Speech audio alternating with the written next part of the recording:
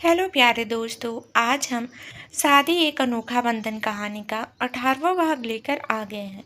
तो चलिए आज की कहानी को शुरू करते हैं।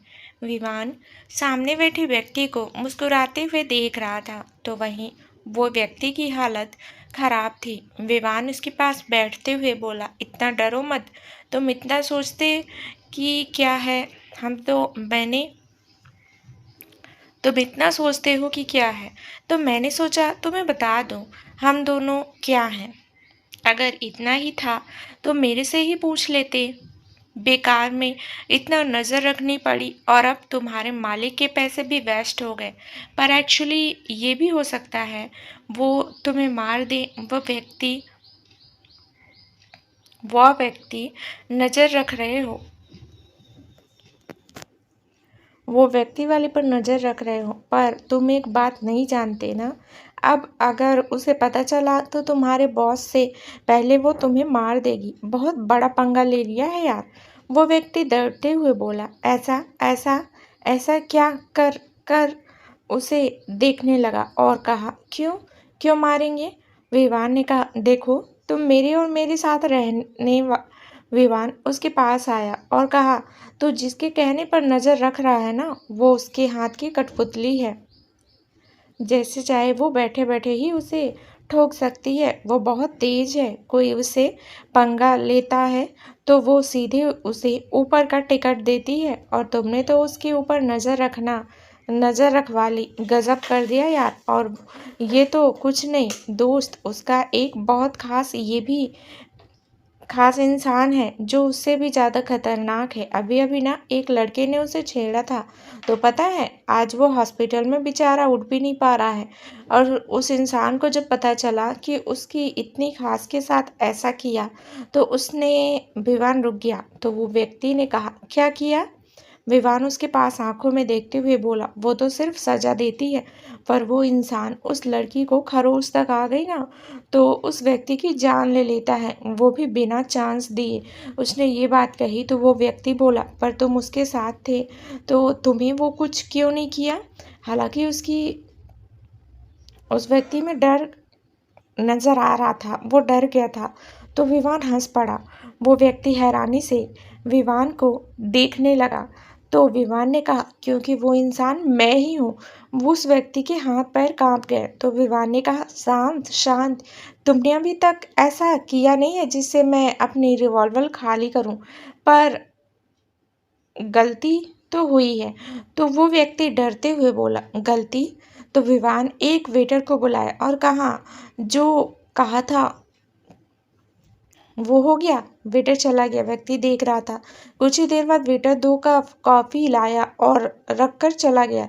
एक कप विवान ने लिया और कहा, पी लो। वो क्या है ना, इतनी देर से यहाँ हूँ, सोचा कुछ पी लूँ। वो व्यक्ति कॉफी देख रहा था। तो व्यक्ति ने कहा, जहर नहीं दूंगा। वो क्या है ना, इतनी आसानी से मरने नहीं देता मैं, पर अगर तुमने इसे नहीं पिया तो क्या पता अगली बार मेरा दिमाग घूम जाए और जो कहा सच हो जाए। तो सोच लो। उस व्यक्ति ने डरते हुए कॉफी पी, पर जैसे ही पी वो एकदम से बुरी तरह लाल हो गया। कि विवान ने कहा, यहाँ ये कॉफी निकली तुम्हारे मुंह से, वहाँ गोली निकली मेरी बंदूक से। उसने कहा। तो वे व्यक्ति पूरी कॉफी पी। उसकी आंखें बुरी तरह लाल थी, उसका मुंह जल गया था। विवान ने व्यंग से बोला, अभी तो लाल रंग डालकर बस मुंह जलाया है। अगर गलती से तेरा वो बॉस और तू मेरी या उसकी तरफ देखा तक, तो वो तेरी वो हाल हाल करूँगा ना, तू सोच भी नहीं सकता। और तू बताना चाहता था, अब तू जा और जो बोलना है बोल, पर ना तेरी आवाज़ होगी ना वो सुनेगा। और हंस दिया। उसने कॉफ़ी पी और एक स्लिप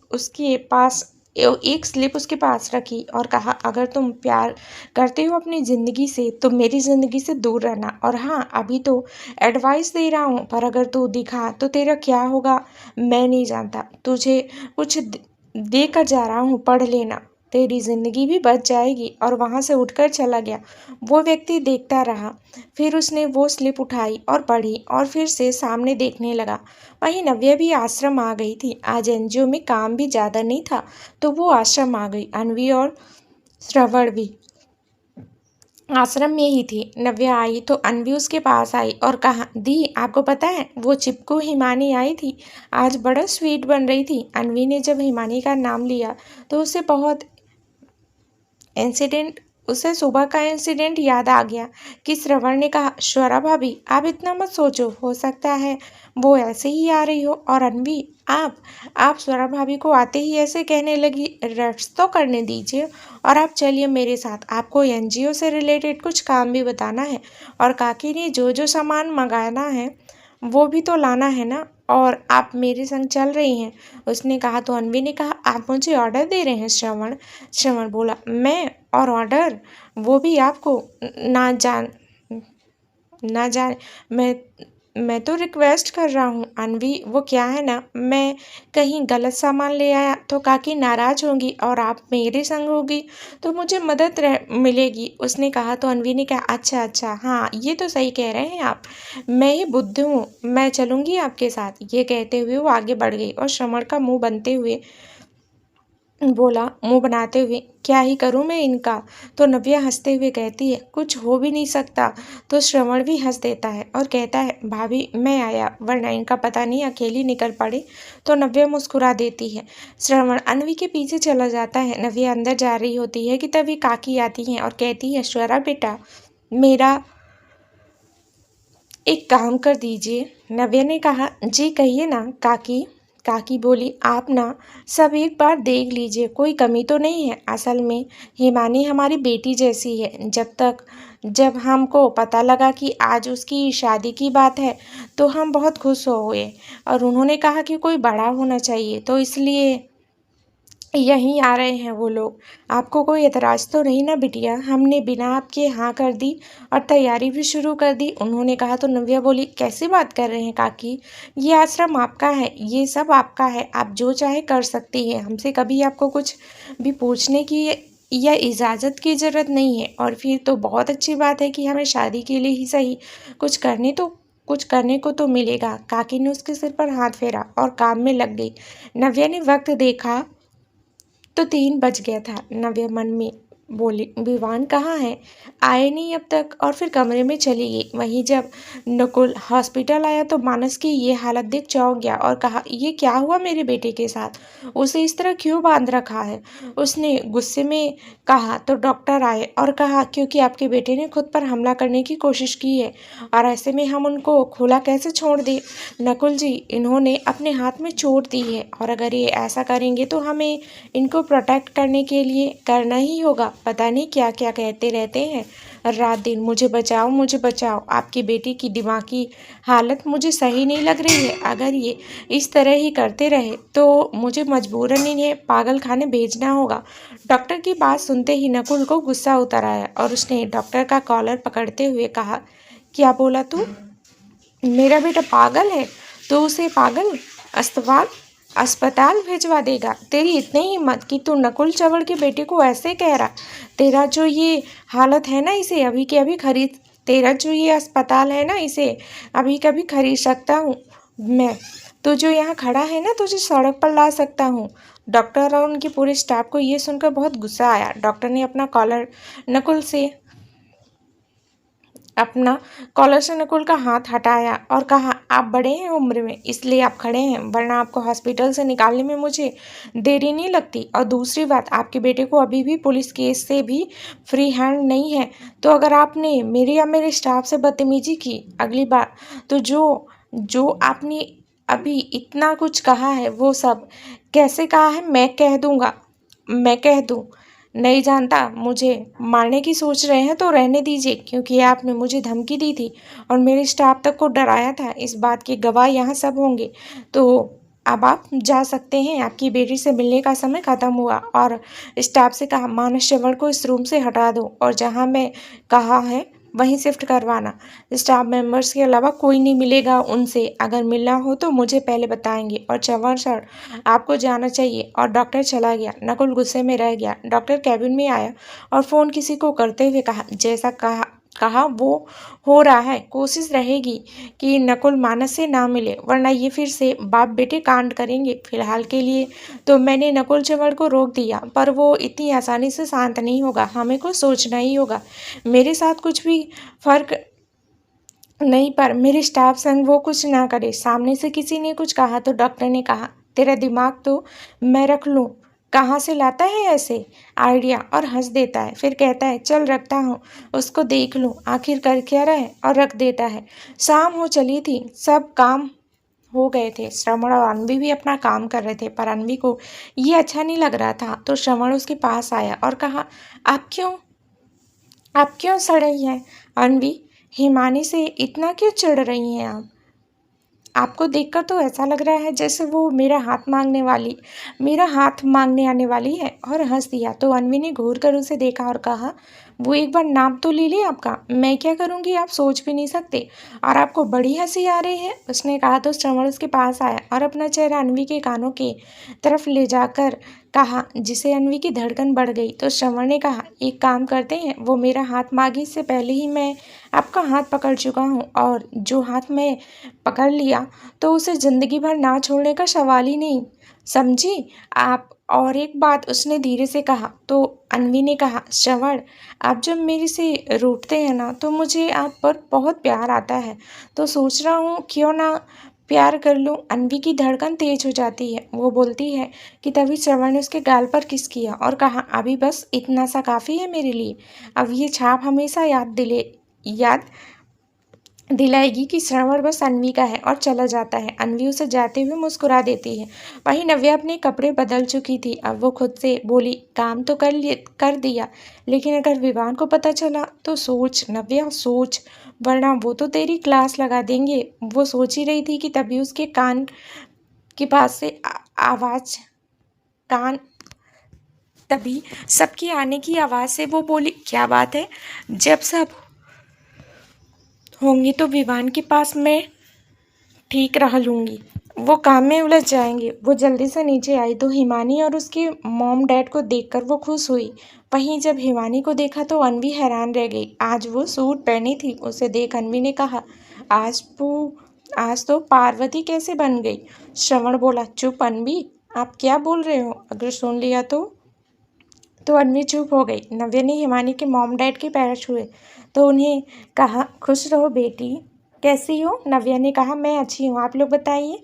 सरला आंटी, हिमानी की माँ, राकेश अंकल, हिमानी के पिता।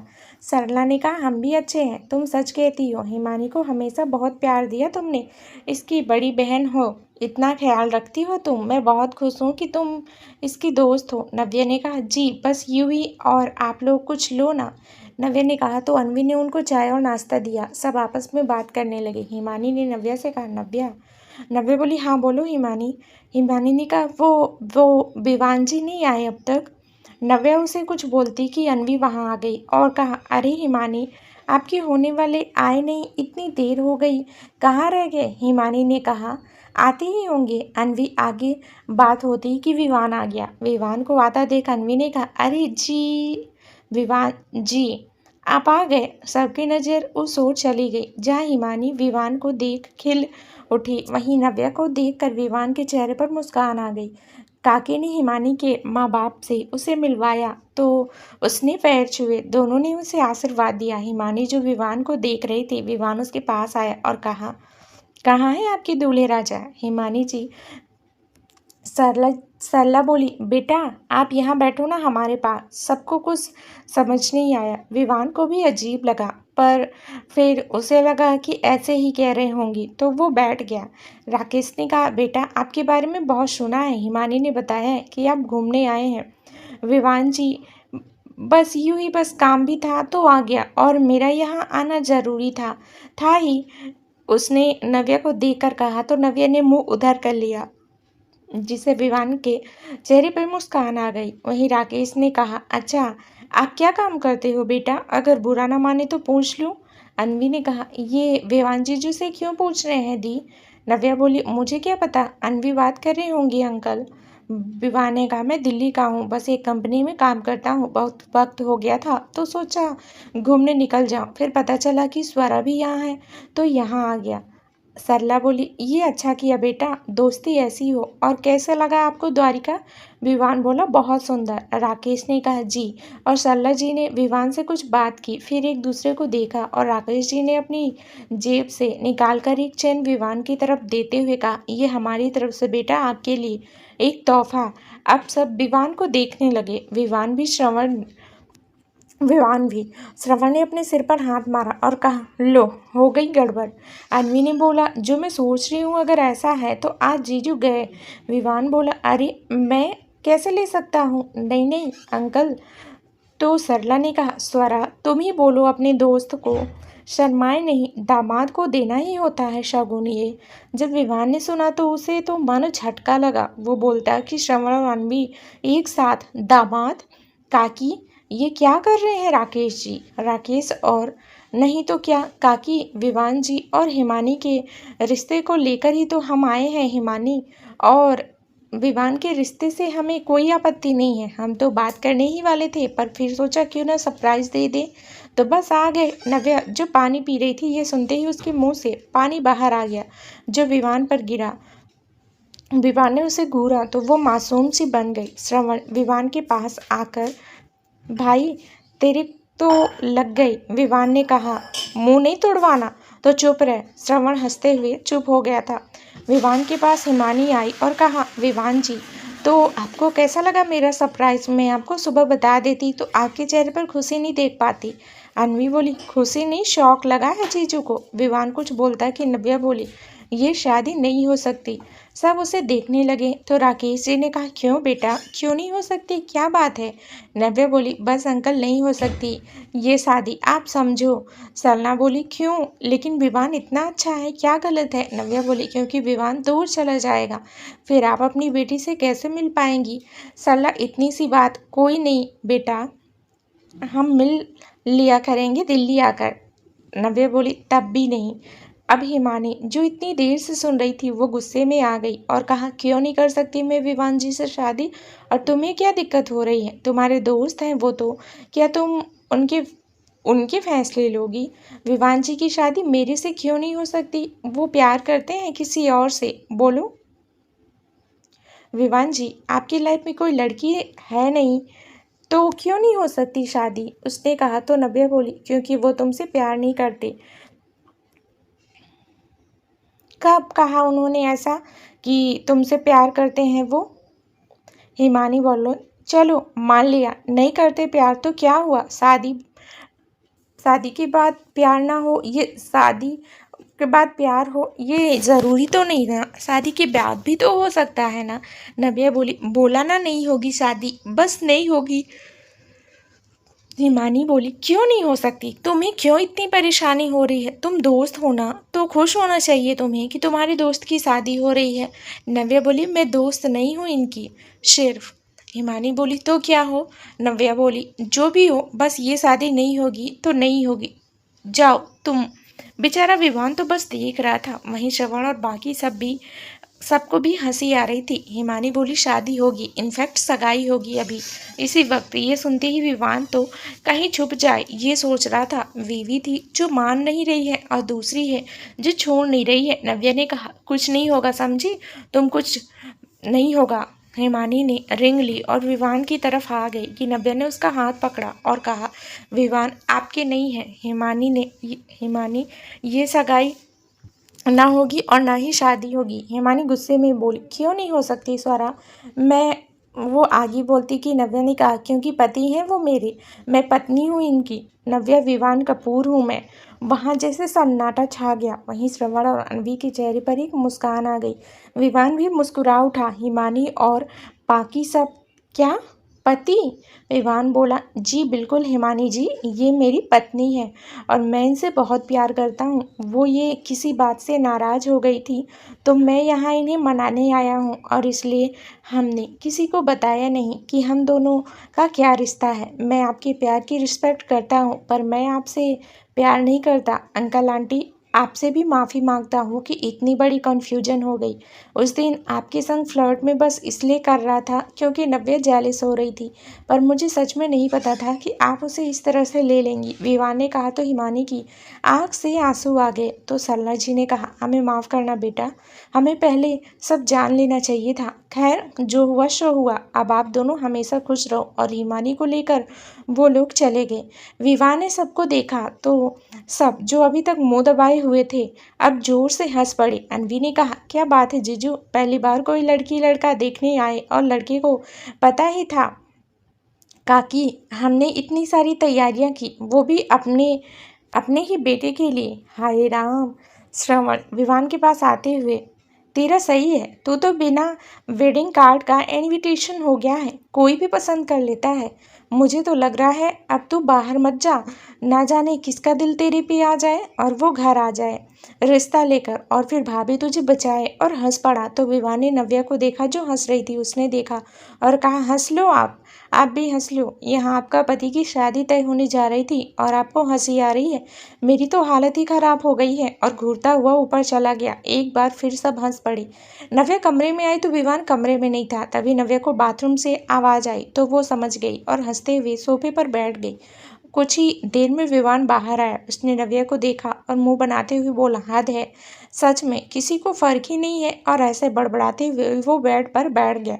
नव्या ने विवान को देखा और कहा, हिमानी तुम यहाँ? विवान ने जैसे ही सुना वो बोला, यार मैं शादीशुदा हूँ, मैं अब ना टैग लगाकर घूमूंगा। वो ऐसा बोला तो नव्या को हंसते हंसते बुरा हाल हो गया। विवान ने जब नव्या की आवाज़ सुनी और दरवाजे पर देखा तो वहाँ कोई नहीं था। नव्या हंसे जा रही थी और कहा, आप फ्लर्ट करिए, और हंस पड़ी। विवान अब नव्या के पास आया और उसके करीब खड़ा हो गया। नव्या जो हंस रही थी, जब उसे महसूस हुआ विवान उसके पास है तो उसकी हंसी रुक गई। विवान ने कहा, क्या हुआ, हंस लो ना आप, मैं देख रहा हूँ आपको। नव्या ने कहा, नहीं वो मैं, और जाने लगी कि विवान ने उसका हाथ पकड़कर अपनी ओर किया तो नव्या के हाथ विवान की सीने पर आ गए। विवान ने कहा, क्या हुआ, अभी तो हंसी आ रही थी, फिर अब क्या हुआ? नव्या ने कहा, वो तो यूं ही। विवान ने कहा, अच्छा यूं ही। एक बात बताएं, जब हिमानी मेरे से सगाई करने जा रही थी तो आपने क्यों रोका उसे? नव्या ने हैरानी से विवान को देखा और कहा, आप उससे क्या किसी से सगाई नहीं कर सकते? आप सोच भी नहीं सकते, समझे आप? वो बोली तो विवान ने कहा, क्यों? मैं तो सोच रहा हूँ कर लूँ। नव्या ने कहा, करके तो देखना, आपके हाथ पैर तोड़ देंगे हम, ऐसे कैसे आप कर सकते हैं? विवान ने कहा, पर आपने नीचे तो मुझे बचाने के लिए कहा कि मैं। वो आगे बोलता कि नव्या बोली, हमने सच कहा था, आप पति हैं मेरे, और मैं आपको किसी और का होने नहीं दूंगी, वरना आप पर केस कर दूंगी, जिसका फैसला भी मेरा ही होगा। नव्या की बात सुन विवान के चेहरे पर मुस्कान आ गई। उसने नव्या के माथे पर किस किया और कहा, जी बिल्कुल आपका ही हूँ, मैं हमेशा से और हमेशा रहूँगा। नव्या मुस्कुरा उठी तो विवान ने कहा, अब आप बताओ कि कितना तोड़ लाई आप? मेरी शिंघम नव्या ने सुना तो दांतों तले उंगली दबा ली और कहा, आपको पता था? विवान मुस्कुराते हुए बोला, आप शैतान हैं ना, नज़र रखनी पड़ती है। नव्या मासूम सा बनकर, ज़्यादा कुछ नहीं, बस मैं उसके हाथ पर ब्लेड मार दिया। विवान ने नव्या को कहा, ये कम है नव्या, आप भी ना, मैं हूं ना, आप क्यों गई? आप जानती है ना, अगर वो आपको पहचान गया तो कितनी बड़ी बात हो सकती है। नव्या, पर वो आपको तकलीफ दे, ये मैं नहीं देख सकती, उसने नम होते हुए कहा। तो विवान ने कहा, ठीक है, पर अब आप ऐसा नहीं करेंगी, प्रॉमिस करो मुझे। नव्या ने हाँ में सिर हिलाया तो विवान ने प्यार से उसे बेड पर बैठाया और कहा, अब आप आराम करो, चलो। और सोफे की तरफ जाने लगा तो नव्या ने उसका हाथ पकड़ लिया। विवान ने नव्या को देखा और प्यार से कहा, क्या हुआ? नव्या ने कहा, हमने आपको माफ़ किया। विवान ने बोला, हिमानी संग फ्लर्ट करने के लिए? अब तो मैं फ्लर्ट सोचूंगा भी नहीं नव्या। नव्या ने कहा, आपको माफ़ किया विवान, जिसके लिए आप आए हो उसके लिए। विवान के कदम रुक गए। वो नव्या को देखने लगा तो नव्या ने हाँ में सिर हिलाया तो विवान की आंखें भर गई। उसने बस नव्या को गले लगा लिया। नव्या भी अपने विवान के गले लग गए। विवान कुछ देर बाद कहा, आप सच कह रही हो ना नव्या? नव्या मुस्कुराई और प्यार से उसके गाल पर किस करते हुए कहा, जी हाँ पतिदेव, लेकिन इस बार आपने जाने को कहा तो फिर कभी वो इतना कह पाई थी कि विवान ने उसे गले लगा लिया और कहा, कभी भी नहीं, कभी नहीं नव्या। नव्या मुस्कुरा दी और ऐसे ही दोनों गले लगे रहे। दोनों गले लगे हुए थे कि विवान ने कहा, मैं ही जानता हूँ नव्या कि आज आपने जो कहा वो मेरे लिए कितनी बड़ी बात है। आपको जब मैंने जाने को कहा था तो मैं बिखर गया था। आपसे दूर होना मेरे लिए मरने के बराबर है नव्या, और आपने इतना कुछ इन 2 सालों में देखा जब मैं नहीं था। आपके लिए आसान नहीं था मुझे माफ़ करना, जानता हूँ, पर फिर भी आपने करा। थैंक यू नव्या, वो बोला तो नव्या उसे अलग हुई और कहा, आप आज पिटने पिटना क्यों चाहते हैं? आप मुझे थैंक यू बोला। आप भूल रहे हैं विवान की दोस्ती में no sorry no thank you, और आपने तो बाढ़ ही ला दी इन वॉइस की, वो बोली और मुंह बनाकर बैठ गई। बिस्तर पर विवान नव्या की हरकत देख मुस्कुरा दिया और पास बैठते हुए कहा, अच्छा मतलब आप मेरी से नाराज हैं, पर नाराज तो मुझे होना चाहिए आपसे। नव्या देखा जाए तो नव्या ने घूरा और कहा, मैंने क्या किया जो आप मेरे से नाराज होंगे? विवान बोला, आपने मेरा रिश्ता तोड़ दिया, मेरी सगाई तोड़ दी। कितनी प्यारी लड़की थी, कितनी सुंदर थी, और आप तो मेरे रिश्ता ओवर करा दिया। विवान ने कहा तो नव्या ने घूरते हुए उसे देखा और कहा, हाँ तोड़ दिया, 100 बार तोड़ूंगी। अगर ऐसे आएंगे तो आपको भी बड़े आए सगाई करेंगे। जाओ, मुझे बात ही नहीं करनी आपसे। नव्या ने कम्बल लिया और ओढ़ लिया। विवान को नव्या ऐसे तंग करने में मजा आ रहा था। वो हल्का सा हंसा और कहा, सच में बात नहीं करनी आपको? नव्या ने जवाब दिया नहीं। नव्या ने जवाब नहीं दिया तो विवान ने कहा, ओके मत करो आप, मैं जा रहा हूँ। देखो देखो ना कैसे रो रही थी वो। उसका मुंह सही कराता हूँ, उसका मूड सही कराता हूँ, आखिर दोस्त तो है वो मेरी, उसने कहा और वो चुप चुप हो गया। नव्या कम्बल के अंदर से ही खुद से, दोस्त है, दोस्त तो है ही क्या ये? विवाह ना ज़्यादा ही करने लगे हैं, मतलब बीवी गुस्सा है उसका नहीं और उसको मनाने जा रहे हैं। उसने देखा कि आवाज़ नहीं आ रही तो उसने कम्बल के अंदर से मुंह निकाला और इधर उधर देखा तो कमरे में विवाह नहीं था। नव्या बोली, ये सच में चले गए क्या? ना जाने क्यों नव्या की आंख भर आई। वो बोली, आप फिर चले गए? वो उठने लगी कि तभी उसे महसूस हुआ कि कोई है उसके पीछे। उसने देखा तो विवान था जो हंस रहा था और कहा, क्या हुआ? मुझे जब तंग कर रही थी इतनी देर तब तो मज़ा आ रहा था, अब मैंने तंग किया तो? वो आगे बोलता कि एकदम से चुप हो गया। नव्या की आंखें आंसू से भरी थी। विवान नव्या को ऐसे देख परेशान हो गया। उसने नव्या से कहा, मैं तो बस आपको तंग कर रहा था नव्या, मैं कहीं नहीं गया था, यही था सच में। नव्या रो रही थी तो विवान ने उसे सीने से लगा लिया और कहा, मैं यही हूँ नव्या, क्या हुआ? आप रो नहीं प्लीज़ ना। अच्छा, अब मैं आपको तंग भी नहीं करूँगा। नव्या ने कहा, आपने मजाक में भी हमें छोड़ के जाने की बात मत करना। अब मुझे लगा आप फिर से मुझे छोड़। विवान ने उसके आंसू पोंछे और प्यार से उसके माथे पर किस करते हुए कहा, आप भूल रही हैं नव्या कि आप मेरी धड़कन है, और धड़कन बिना दिल का कोई वजूद नहीं होता। तो मैं आपको छोड़कर कैसे जा सकता हूँ? मैं तो आपके पास हूँ हमेशा। जब भी लगे कि मैं दूर हूँ तो अपने दिल पर हाथ रखना और मुझे महसूस करना, मैं सामने होऊंगा। नव्या चुप हो गई तो विवान ने उसे लिटा दिया और कहा, अब सो जाओ आप। वो नव्या को उड़ाकर जाने लगा तो नव्या ने उसका हाथ पकड़ लिया और कहा, आप यहीं सो कहीं जा रहे हैं आप? विवान ने कहा, पर आप नव्या ने कहा, आपने कहा था विवान, जिस दिन आपको हमने माफ़ कर दिया उस दिन के बाद ही आप हमारे पास सोएंगे, और हमने आपको माफ़ कर दिया है। विवान लेट गया।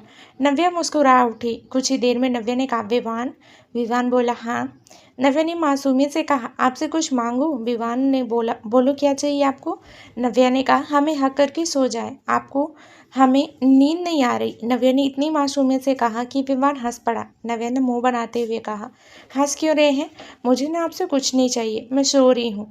वो करवट लेकर लेटी कि विवान ने उसे पकड़ा और कहा, अपने सीने से लगा कर कहा, मैं इसलिए हंस रहा था क्योंकि आप अपने ही हस्बैंड से हक मांग रही हैं। अरे आप जब मन करे हक करो। इनफैक्ट आज से मैं आपको हक करके ही सोने वाला हूँ, क्योंकि आपको हक करके मुझे बड़ी प्यारी नींद आएगी।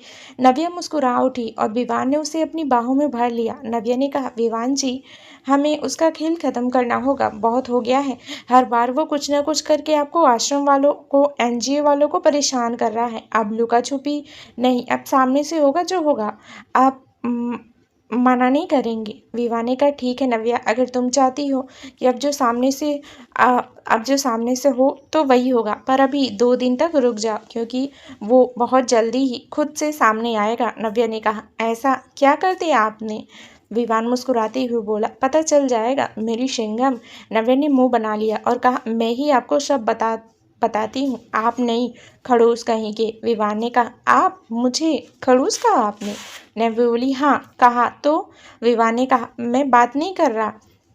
नव्या ने कहा, हाँ, क्योंकि अब सोना है मुझे, और सुलाओ आप मुझे। आप इतना तंग किया मुझे तो आपकी पनिशमेंट है। विवान हैरानी से, अरे नाराज मैं था और सजा भी मुझे ही। नव्या बोली, विवान जी प्लीज़, और कस के पकड़ लिया विवान को। विवान मुस्कुरा दिया तो नव्या का सिर सहलाता रहा। कुछ ही देर में नव्या सो गई तो विवान ने उसे देखते हुए कहा, आपको जो भी सहना था आप सह ली, लेकिन अब आपका विवान है, आपको बहुत कुछ बताना है अभी मुझे, और आपका जानना भी कि दीपक ने ऐसा क्या करा जो आप इतना ज़्यादा डर गई थी, और मुझे आपका डर, आपका हर दर्द मुझे दूर करना है मेरी प्यारी वाइफी की। नव्या बड़बड़ाई, विवान आप कहाँ गए? नव्या की बात सुन विवान हंस पड़ा और कहा, नींद में भी सोच रही है कहाँ गया मैं, और नव्या को कस के पकड़कर सो गया। सुबह सूरज की किरणों से नव्या की आंख खुली तो उसने आंख मसलते हुए देखा और कहा, सुबह हो गई। फिर उसने सामने देखा तो विवान सो रहा था। वो बहुत ही प्यारा लग रहा था सोते हुए। वो नव्या के चेहरे पर एक मुस्कान आ गई। वो विवान के पास झुकी ही थी कि विवान की आवाज़ आई, क्या बात है, आज तो मेरा दिन बन गया। नव्या चौंक गई और कहा, आप जग रहे हो? वो पीछे होने लगी कि विवान ने नव्या को अपनी ओर खींच लिया, जिससे नव्या विवान के ऊपर आ गई। उसके हाथ विवान के सीने पे आ गए लगे। विवान ने कहा, जो काम करना था वो कर तो लीजिए। नव्या बोली, मुझे मुझे कहाँ कुछ करना था, वो तो आप सो रहे थे तो बस मैं तो उठ रही थी। नव्या ने कहा तो विवान ने कहा, तो मैं कर लेता हूँ, मैं तो ले ही सकता हूँ ना। उसने कहा तो नव्या की धड़कनें तेज हो गई। विवान आगे बढ़ा तो नव्या की आंखें बंद हो गई। विवान ने उसके माथे को चूमा और कहा, गुड मॉर्निंग वाइफ। नव्या ने अपनी आंखें खोली और विवान को देखने लगी तो विवान ने कहा, मैं समझता हूँ नव्या, ये आपके मन में कुछ ऐसा है जो तुम्हें अभी एक ऐसे डर और दर्द के पर्दे में बांध दिया है। जब तक तुम इन सब से निकल नहीं जाती, नव्या, मैं ऐसा कुछ नहीं करना चाहता जो तुम्हें तकलीफ दे या तुम्हारी रजामंदी के खिलाफ हो। अभी हमारे रिश्ते ने एक मुकाम पाया है, अभी मंजिल तक का सफ़र तय करना है। नव्या विवान की बात सुन नम हुई तो विवान ने कहा, नव्या रोना मत वरना मेरी शर्ट खराब हो जाएगी। वाइफ, नव्या ने देखा और फिर दोनों जोर से हंस पड़े। कुछ ही देर में सब तैयार हो गए। नव्या और विवान भी आ गए। आज दोनों पर एक अलग ही खुशी थी। सबने देखा तो अनवी ने कहा, आज कितने प्यारे लग रहे हैं दी और जीजू। काकी बोला, हाँ दोनों ही प्यारे हैं। सब उन्हें देख खुश थे। नवे आई तो अनवी ने कहा, क्या बात है दी, आज तो आप बिल्कुल अलग लग रहे हो, जीजू का रंग तो नहीं चढ़ गया? उसने कहा तो नव्या एक नज़र विवान को देखा तो विवान मुस्कुरा रहा था कि विवान ने कहा, मुझे आप सबको कुछ बताना है। श्रवण और बाकी सब देखने लगे तो विवान नव्या के पास आया और कहा, काकी आपकी विश पूरी हो गई। काकी ने कहा, विश? विहान ने कहा, काकी आपकी स्वरा ने मुझे माफ़ कर दिया, मना लिया मैंने आपकी स्वरा को। ये सुनते ही सबके चेहरे खिल उठे और अनवी तो खुशी से नाच ही उठी। उसने श्रवण को गले लगा लिया और कहा, दी मान गई। श्रवण, दी मान गई, वो खुशी से बोली तो श्रवण ने कहा, वो तो मान गई, पर आप मुझे इस तरह झटकी क्यों दे रही हैं? अनवी को समझ आया कि वो श्रवण के गले लगी है तो वो शर्म कर अलग हो गई। श्रवण मुस्कुरा उठा। काकी श्रेया के पास आई और उसे आशीर्वाद देते हुए बोली, खुश रहो बेटा, हमेशा आप दोनों को ऐसे देख हमें बेहद खुशी है। अब बस एक ही ख्वाहिश है कि अपनी बेटी शादी करके उसे विदा करूं। शादी का नाम सुन नव्या चुप हो गई। विवान समझ गया। उसने कहा, काकी शादी तो हो जाएगी पर हमारी नहीं। सब देखने लगे तो श्रवण ने कहा, क्यों, तुझे क्यों नहीं करनी शादी भाभी से? क्या हिमानी पसंद आ गई? उसने कहा तो विवान ने कहा, कम चलाया कर दिमाग। अरे एक बार शादी कर ली ना, दोबारा कौन करे।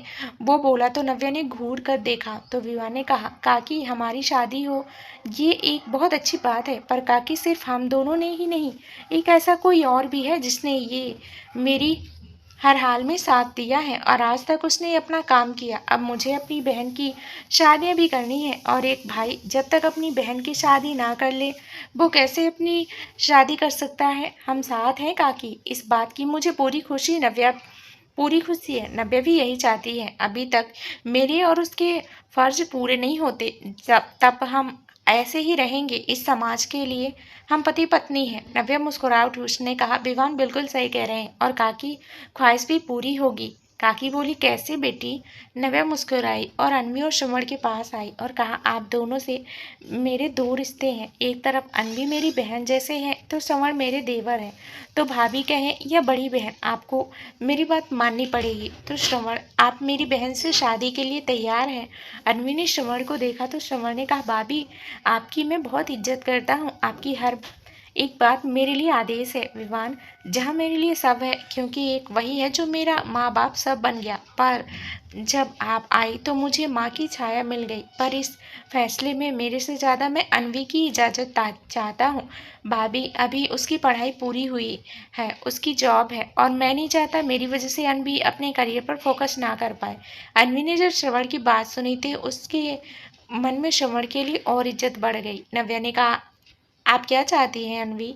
अनवी चुप रही और कहा, दी मैं तैयार हूँ। मैं जानती हूँ शादी बाद हर किसी के जीवन में कई बदलाव आते हैं, पर अगर प्यार और विश्वास हो तो हर चीज़ सॉल्व हो जाएगी। रही बात मेरे जॉब की, तो शादी के बाद जहाँ श्रवण होंगे मैं वहाँ जॉब भी कर सकती हूँ और एनजीओ को जब मेरी ज़रूरत होगी मैं उनके लिए तो हूँ ही। बाकी श्रवण मुझे संभाल पाए तो मैं तो तैयार हूँ। अनवी की बात सुन सब हंस पड़े तो श्रवण ने कहा, मैं आया और चला गया। अनवी को समझ नहीं आया कि क्या हुआ तो परेशान हुए। तो विवान ने कहा, अनवी वो जो सोच रहा है उसे तुम ही सही कर सकती हो, जाओ। अनवी ने हाँ में सिर हिलाया और श्रवण के कमरे की तरफ बढ़ गई। काकी बोली, बेटा सब सही है ना। विवान ने कहा, जी बिल्कुल, आप तो तैयारी शुरू करो। काकी ने कहा, तो शादी की तैयारी शुरू होगी कि। विवान ने कहा, एक नहीं दो शादी काकी। नव्या और बाकी सब हैरान रह गए कि तभी विवान ने कहा, नव्या सामने देखो। नव्या ने देखा तो उसकी आंखों में नमी और चेहरे पर खुशी आ गई। वो भागते हुए आई और कहा, भाई। जी हाँ, आप लोग भी समझ चुके होंगे मैं किसकी बात कर रही हूँ। इसके बिना तो सब अधूरा ही है ना। अंकुश ने जब नव्या के मुंह से भाई सुना तो वो नम हो गया। नव्या ने उसको गले लगा लिया। नव्या और अंकुश को ऐसे देख विवान और नेहा भी मुस्कुरा उठे। विवान भी पास आया तो नेहा को गले लगा ली और कहा, कैसे हैं। नेहा बोली, अच्छी हूँ भाई। अंकुश ने नव्या से कहा, इतना नाराज हो गई कि भाई तक से दूर हो गई। मेरे बारे में तो सोच लेती ना। नव्या ने कहा, नाराज मुझे होना चाहिए। आप दोनों ने भाई अंकुश से अलग हुए और नेहा को देखकर बोली, अगर मैं आपसे दूर थी तो आप भी तो अपनी टैडी को छोड़कर गए ना। ऐसा कौन करता है। नेहा वो कैसी रही होगी, सोचा भी नहीं। और नेहा तुम इतनी बेवकूफ़ होगी सोचा नहीं था। ये तो है ही ऐसे। तुम क्यों इनका साथ दिया, बोलो।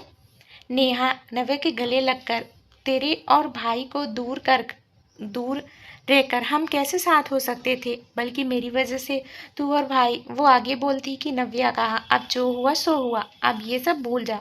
अब आप दोनों को पनिशमेंट मिलेगी। विवान ने कहा, लो हो गई इनकी सजा शुरू। रात से यही हो रहा है, उसने कहा तो नव्या ने घूरा। तो विवान ने कहा, मैं कहाँ कुछ बोल रहा हूँ, बोलो आप, बोलो बोलो। और चुप हो गया तो सब हंस दिए। अंकुश ने कहा, क्या है आपकी सजा बताओ।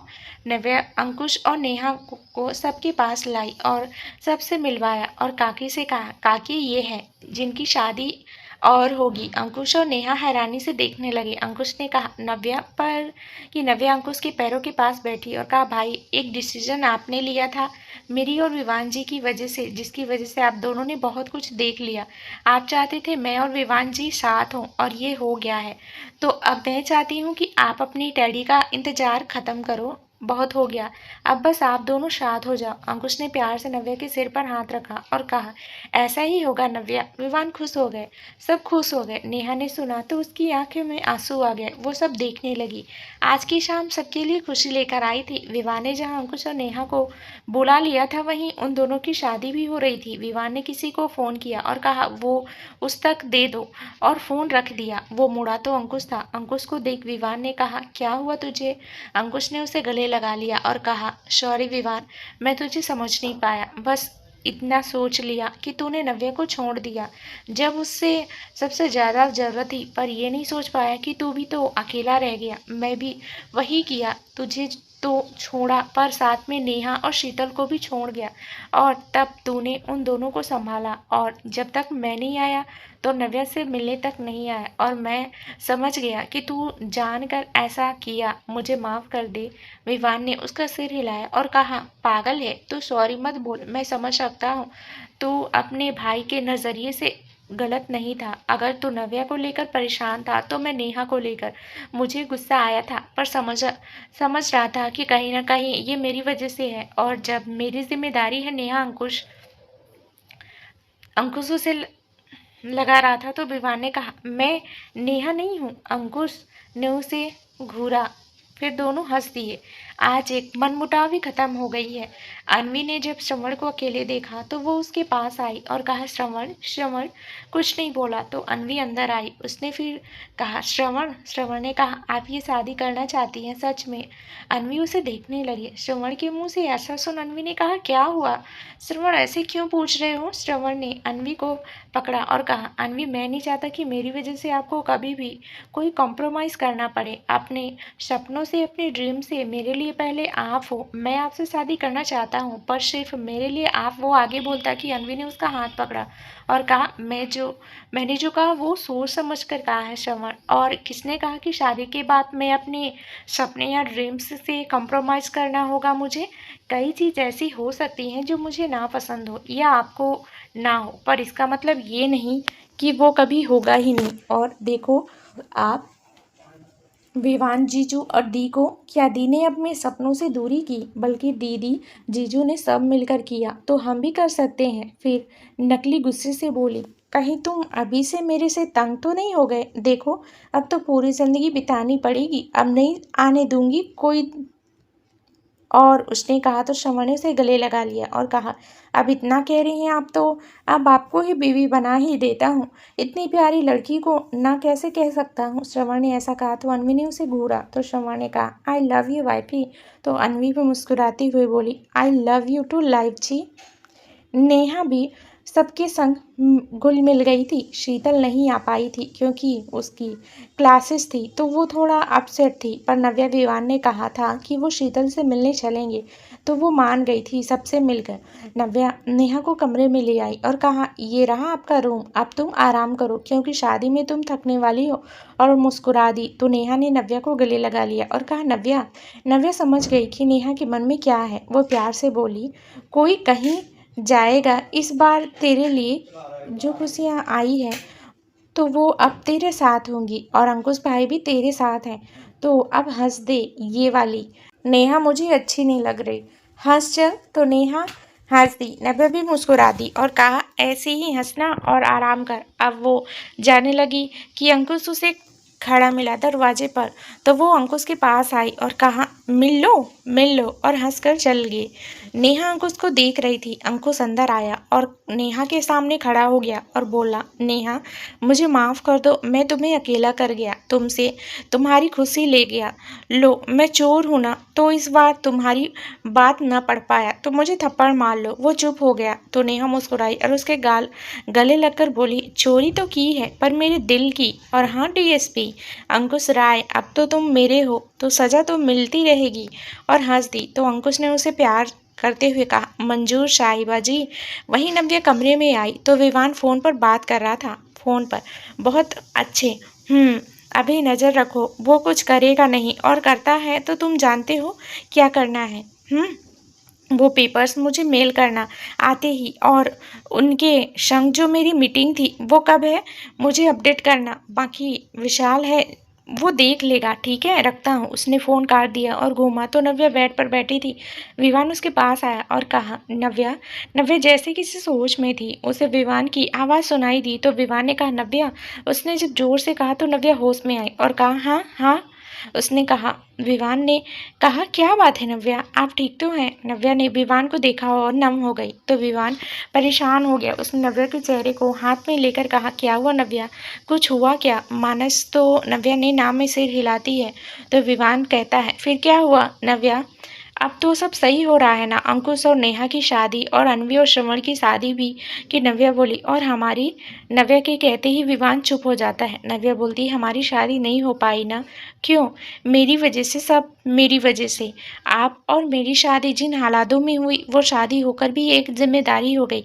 कितने सपने होते हैं शादी को लेकर, और क्या हुआ? पहली शादी इतना बड़ा, वो नम हो गई, और दूसरी ने आपकी ज़िंदगी खराब कर दी। जो हक, जो प्यार आप देना चाहते थे, वो चाहकर भी आप दे नहीं पाए। आपको हमारे अतीत के बारे में सब पता है और हम जानते हैं आपको उससे फ़र्क नहीं पड़ता, पर कुछ ऐसा भी होता है जिसके लिए आप हमें ना अपनाएं। बहुत बार सोचा कह दूं, पर आपसे दूर होने के डर से मेरे मन में कभी मुझे कहने ही नहीं दिया। विवान नव्या को सुन रहा था और समझ भी रहा था। उसने उसके आंसू पोंछे और बहुत धीमे से कहा, क्या बात है? जो भी है, मैं पति से पहले आपका दोस्त हूँ और आप एक पति ना समझकर एक दोस्त की तरह अपने दिल की बात, हर बात कह दो। विवान ने कहा। तो नव्या ने कहा, आप? नव्या उसे देखने लगी, कहीं दीपक से जुड़ी कोई बात से। तो वो इतने ही कह पाया था कि नव्या की आंखें भर गई। वो बालकनी में चली गई। उसके लिए वो सब एक ऐसा डरावना सपना था जो जाकर भी वो भूल नहीं सकती थी। वो सामने देखते हुए बोली, विवान, दीपक ने सिर्फ मेरे परिवार को नहीं, मेरे हर एक सपने, हर एक ख्वाब को एक पल में तोड़ दिया। शादी जो हर लड़की की ज़िंदगी का एक अहम हिस्सा होती है, उसे उसने मेरी ज़िंदगी का भयानक नाम बनाकर रख दिया। अपने बाप के घर से होकर जब लड़की ससुराल आती है, तो उस वक्त लगता है हर एक नए रिश्ते को समझने में सास को माँ के रूप में वो देखती है। उसे वो प्यार, वो रिश्ता चाहती है जो उसकी माँ से होता है। उसकी प्यार भरी डांट तो कभी उसकी गोदी जाती है। नव्या का गला रूंध सा गया। देवर, देवर सिर्फ उसके पति का छोटा भाई नहीं, वो उसका भी अपना बेटा मानती है। कभी उसकी शैतानियों में उसका साथ देती है, तो कभी उसे प्यार से समझती है। एक बहुत प्यारा और पाक रिश्ता होता है ये। और फिर आता है उसका सबसे अहम रिश्ता, जिस रिश्ते से उसे इतने प्यारे रिश्ते मिलते हैं, वो रिश्ता, और वो होता है उसके पति का। अपने पति से वो मान चाहती है, उसके संग अपना हर एक दर्द बांटना चाहती है, उसके संग अपनी हर खुशी चाहती है, और एक ऐसे मुकाम तक वो दोनों अपना रिश्ता लाते हैं जहां वो खुद को सौंप देती है अपने पति को। इसलिए नहीं कि ये उसका फ़र्ज, बल्कि इसलिए क्योंकि वो उससे प्यार ही नहीं, भरोसा करती है। भरोसा की ज़िंदगी भर कितने भी पड़ाव, भरोसा कि वो दिल से उसे प्यार करे। पर इन जब उसे इन आए, वो दोनों हमेशा साथ हो, सब रिश्तों में फ़रेब धोखा मिलता है ना, तो वो लड़की का दिल ही नहीं, प्यार से, शादी से भरोसा तक उठ जाता है। वो बन जाती है एक नव्या, वो रात जो शायद से ही हर लड़की की ज़िंदगी में एक खूबसूरत पल लाती है। वो मेरी ज़िंदगी बस दर्द लेकर आई, बस दर्द। वो नम होती गई। विवान की आंखें भी नम थी। नव्या ने आगे कहा, दीपक ने मुझे छलनी कर दिया। मेरी विवान, मेरी आत्मा, मेरी रूह, सबको ख़त्म कर दिया उसने। मैं चीखती रही, पर उसने रहम का एक पल भी नहीं दिया। नव्या एक ड्रॉवर के पास गई और उसने उसमें से कैंची निकाली। विवान देख रहा था। उसकी आंखों में दर्द आ गया। नव्या बोली, उसने इसे मेरे कपड़े। वो आगे बोल नहीं पाई और फफक फफक के रो पड़ी। विवान को कहीं न कहीं पता था कि दीपक ने कुछ तो किया है, पर वो इस हद तक हैवान बन जाएगा, वो सोच भी नहीं पाया था कि नव्या बस रोए जा रही थी। विवान की आंखों से आंसू आ गए। उसने नव्या को पकड़ा और गले लगा लिया। विवान ने कस के उसे पकड़ लिया। उसकी आंखें लाल हो गई थी। विवान ने उसका सिर सहलाया और कहा, मेरी आंखों में देखो नव्या। नव्या रो रही थी तो विवान ने कहा, नव्या, लुक इन माई आइज। नव्या ने देखा तो विवान ने उसके आंसू पोंछे और उसे उठाते हुए बेड पर बिठाया और प्यार से उसके चेहरे को हाथ में लेकर कहा, नव्या, क्या तुम्हें लगता है मेरी ज़रूरत बस इतनी कि मैं आपके करीब आऊँ? नव्या हैरानी से विवान को देखने लगी। तो विवान ने कहा, तुम मेरी ज़िंदगी हो, इसका मतलब पता है क्या है? क्यों कहता हूँ मैं ऐसे? क्योंकि तुम्हें हँसता देखता हूँ तो खुद हँसता हूँ, तुम्हें तुम्हें रोते देखता हूँ तो दिल को दर्द होता है। तुमसे जुड़ी हर एक चीज़ मेरे लिए मायने है। और रही कि मैं जो पास्ट में हुआ इस वजह से मैं तुमसे नफरत करने लगी हूँ। नव्या, एक इंसान अपने ही शरीर से नफरत कैसे कर ले? तुम ही बताओ। मुझे तुमसे प्यार है, तुम्हारे दिल से प्यार है, तुम्हारी हर आदत से प्यार है, तुम्हें मुझे वो नई नई नाम देने से प्यार है, मुझे तुम्हारे रूठ कर तुम्हें मनाने से प्यार है, और मोस्ट इम्पॉर्टेंट मुझे मेरी बीवी से प्यार है। तो अब इतना सारा प्यार है मेरे लिए तो क्या फ़र्क पड़ता है कि हम फिजिकल हों या ना हो? नव्या, ये फिजिकल होने से समाज बस एक टैग देता है कि उन दोनों में कितना प्यार है, पर प्यार प्यार इन सब से काफ़ी ऊपर होता है। जब दो लोग एक शादी के बंधन में बंध जाते हैं तो ये उन पर है कि वो कैसे रहें, और ये भी वो ही डिसाइड करते हैं कि रिश्ता आगे बढ़ाएं या नहीं। तो क्यों ये सब सोचना? उसने कहा तो नव्या उसके गले लग गई और रोते हुए बोली, I love you Vivaan, I love you. Vivaan मुस्कुराया और कहा, आई लव यू टू मेरी प्यारी वाइफ, और उसके माथे पर किस करके बोला, मैं एक बार खुद से आपको दूर कर चुका हूँ नव्या, पर अब कभी भी नहीं। और आप ना ये फालतू मत सोचना आज के बाद, समझी? आप ये रिश्ता सिर्फ हम दोनों का, और इसमें आपको पूरा हक है हर एक डिसीजन का, बस एक बात का नहीं। उसने कहा तो नव्या मासूम सा बनकर बोली, क्या? विवान ने मुंह बनाकर कहा, ये जो आपकी आंखें है ना, जो नल बनकर बह रही हैं, वो मेरे कपड़े खराब कर दिए। अब क्या करूँगा मैं? लोग क्या सोचेंगे कि मैं कितना जालिम पति हूँ, आपको रुलाया। वो ऐसे बोला तो नव्या हंस दी। विवान नव्या की हंसी देख मुस्कुराने लगा। नव्या को अब लेटाकर विवान भी उसके पास लेट गया। नव्या उसके गले लगकर बोली, मुझे डर था कि आप जब मेरे बारे में जानोगे तो ना जाने। वो आगे बोली कि विवान ने उसे अपनी बाहों में भरा और कहा, आप क्या हैं ये मैं जानता हूँ, और मेरे डर क्यों? आप तो मेरी बीवी हैं, और पास्ट पास्ट था, पर अब प्रेजेंट और फ्यूचर भी मेरा आप हो, तो इतना मत सोचो आप। और मैंने आपसे कहा था ना कि love more than my you, वो भी मैं आपको जल्द बताने वाला हूँ, बस ये शादियाँ हो जाए। नव्या उसे चिपक कर सो गई। विवान ने नव्या को देखा और कहा, अब बस आप तैयार हो जाओ, आपको इतना प्यार दूंगा, इतना कि आप अपना दर्द भूल जाएंगी नव्या। आपके आज से एक नई शुरुआत होने जा रही है। मैं आपको पत्नी से पहले हर वो पल, हर वो लम्हा महसूस करवाना चाहता हूँ जो एक प्यार में होता है। आपका दोस्त तो मैं हमेशा से हूँ, पर आज से आपका प्रेमी बनकर आपको प्रेमिका बनाना है। और उसका माथा चूमकर उसे बाहों में भरकर सो गया। अगली सुबह नव्या की आंख खुली तो विवान वहां नहीं था। नव्या उठी और कहा, ये कहाँ गए? वो बेड से उतरी कि तभी उसके फ़ोन पर एक मैसेज आया। उसने फ़ोन देखा तो विवान का।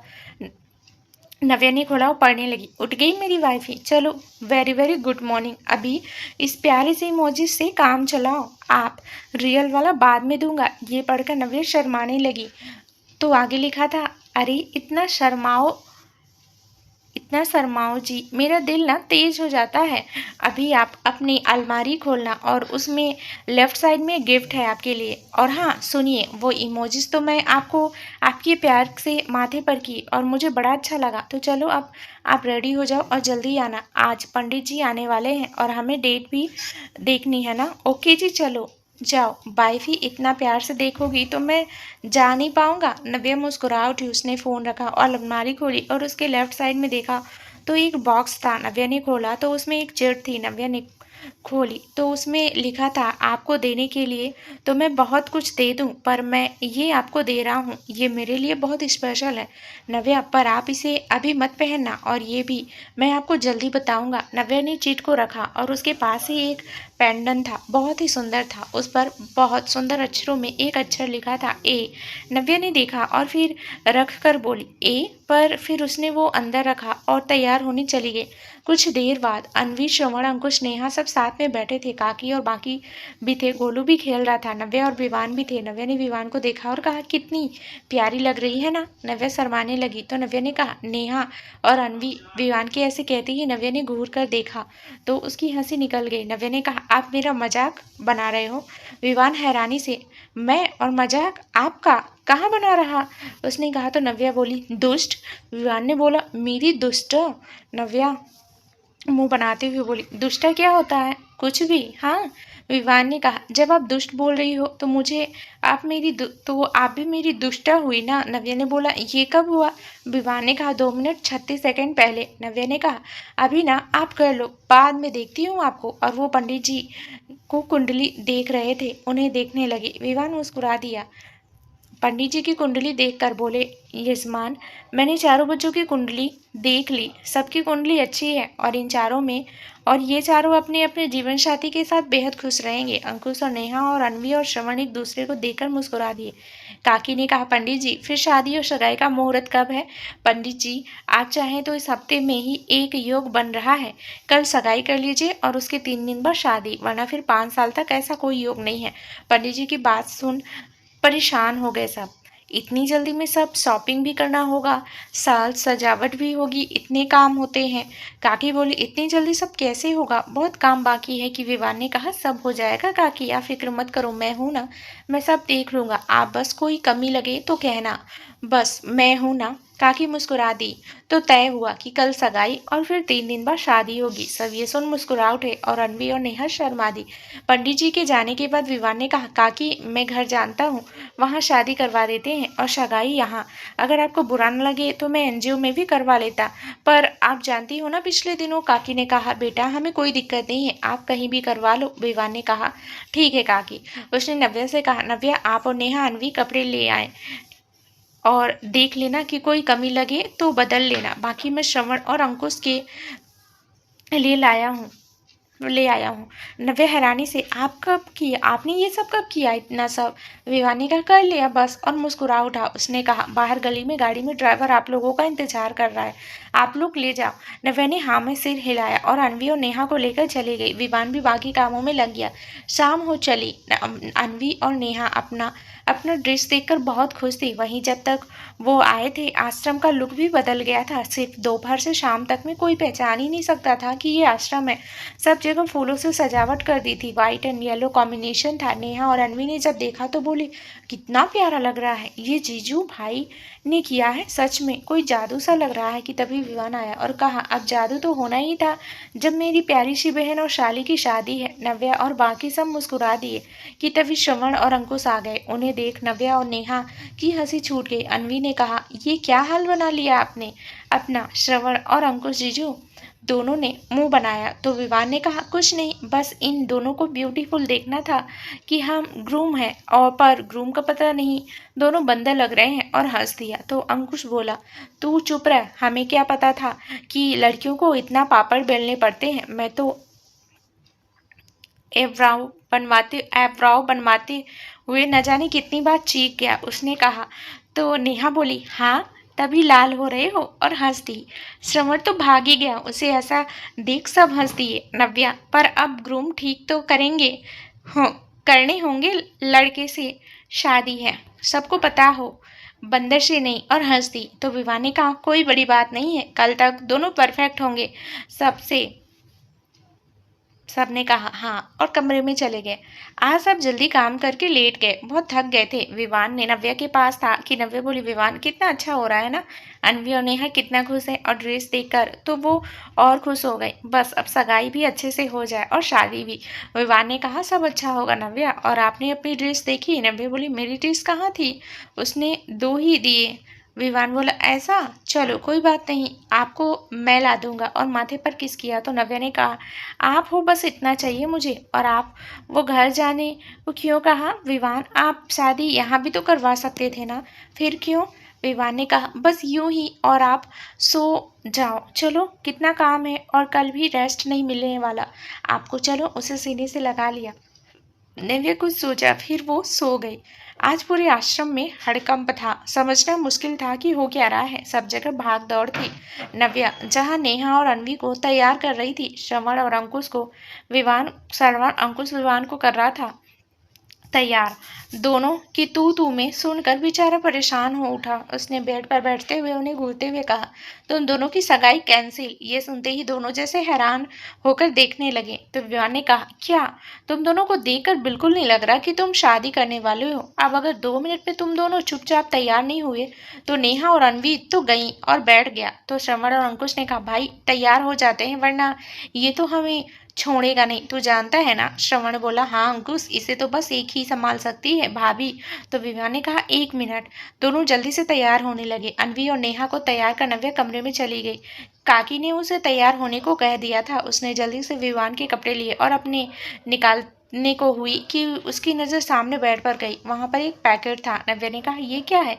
वो उसके पास आई और खोलने लगी, और जैसे ही देखा उसकी आंखें बड़ी हो गई कि उसमें एक पास फ़ोन आया। उसने वो लिया तो सामने से एक आवाज़ आई, मैम आई होप आपको अब आपका पैकेट मिल गया होगा। ये आज ही देना था, कह गया था, और आप रीड ज़रूर करना। थैंक यू मैम, और फ़ोन कट गया। नव्या सोचती रह गई। फिर वो तैयार होने चली गई। अब मेहमान आ गए थे। विवान की ड्रेस उसने अंकुश और श्रवण के कमरे में ही मंगा कर तैयार हो गया था, ताकि दोनों फिर ना लड़ पड़े। जब वो तैयार हुआ तो अंकुश ने कहा, तू तो आज मुझे और श्रवण को भी कॉम्प्लेक्स दे रहा है। तेरी सगाई है। विवान ने कहा, हो गया, चलो अब। और तीनों निकल गए नीचे के लिए। उधर नव्या नेहा और अनवी को लेकर आ गई। जब सबने देखा तो सबकी नज़र जैसे रुकी गई हो। लगी इतने प्यारे लग रहे थे वो सब। नेहा और अंकुश ने जब एक दूसरे को देखा तो देखते रह गए। वहीं श्रवण अनवी का भी यही हाल था। और इनमें जब नज़र नव्या पर गई विवान की, तो जैसे वो भूल ही गया वो कहाँ सब आए हैं। तो वो बेहद खुश थे। काकी ने सबको प्यार किया और नज़र उतारी और कहा, बड़े प्यारे लग रहे हो सब। सब मुस्कुरा दिए। पंडित जी ने चारों जोड़ों को बुलाया तो अंकुश ने नेहा का हाथ पकड़ा और अनवी का श्रवण ने। चारों मंडप पर आए और आकर एक तरफ अनवी श्रवण को, एक तरफ अंकुश नेहा बैठ गए। श्रवण ने कहा, आज आप सब मेरा नाम हमेशा लिखने वाले हैं। वैसे इतना सुंदर लग रहे हो कि आज तो मैं शर्मा रहा हूँ। अनवी शर्मा गई। अंकुश नेहा को बोला, ग्रीन टेडी पहली बार सुंदर लग रहा है। हाय, उसने कहा तो नेहा बोली, और ये बंदर भी। अंकुश ने देखा तो हल्का सा हंस दिया। विवाह ने नव्या को देखकर कहा, वाइफ आज तो आपको सबसे छुपा कर रख लूं मैं। नव्या ने कहा, अच्छा, पर आप तो बचा लो पति जी। विवाह ने कहा, मैं क्यों? नव्या धीरे से, आप इतना हैंडसम लगोगे तो छुपाना ही पड़ेगा ना। विवान मुस्कुरा कर बोला, बात तो सही है। एक काम करता हूँ, आपके दुपट्टे में ही छुप जाता हूँ। नव्या शर्मा जाती है। तभी वागदान के लिए पंडित जी पहले लड़की की तरफ से उसके भाई को बुलाया जाता है। तो विवान अंकुश का तिलक और बाकी चीज़ों से उसका करता है। फिर अनवी की तरफ तो श्रवण का करता है। उसके बाद लड़की वालों की तरफ से ये काम नव्या करती है, क्योंकि जहाँ वो अंकुश की बहन थी तो श्रवण की भाभी भी। पंडित जी के पूजा के बाद वो कहते हैं, अब वर वधू एक दूसरे को अंगूठी पहनाए। तो चारों खड़े हो जाते हैं। अंकुश नेहा एक दूसरे को अंगूठी पहनाते हैं तो फूलों से वर्षा होने लगती है। अनवी और श्रवण एक दूसरे को पहनाते हैं। सब खुश हो जाते हैं और तालियां बजाने लगते हैं। विवान और नव्या एक दूसरे को देखते हैं और विवान नव्या का हाथ पकड़कर मुस्कुरा देता है। पर कोई था जो नव्या विवान की खुशियों से खुश नहीं था। तो कौन था ये जानने के लिए अब हम पढ़ेंगे इस कहानी का अगला भाग, जो बहुत ही जल्द इस चैनल पर प्रसारित कर दिया जाएगा। धन्यवाद दोस्तों।